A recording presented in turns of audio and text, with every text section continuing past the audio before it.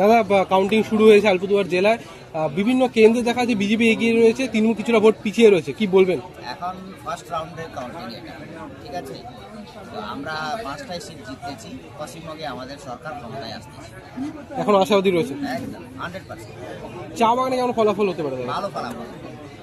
2024-এ দেখা গেছিল যে আগের তুলনায় আরো ভালো ফলাফল করেছিল। এবার আরো ভালো হবে, আমরা জিতবো, 5টায় জিতবো।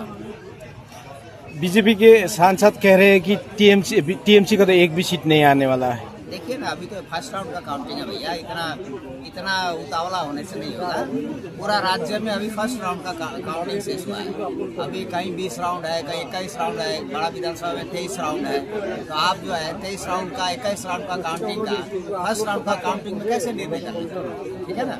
अभी बहुत समय है, अभी पानी बहुत बहाना बाकी है।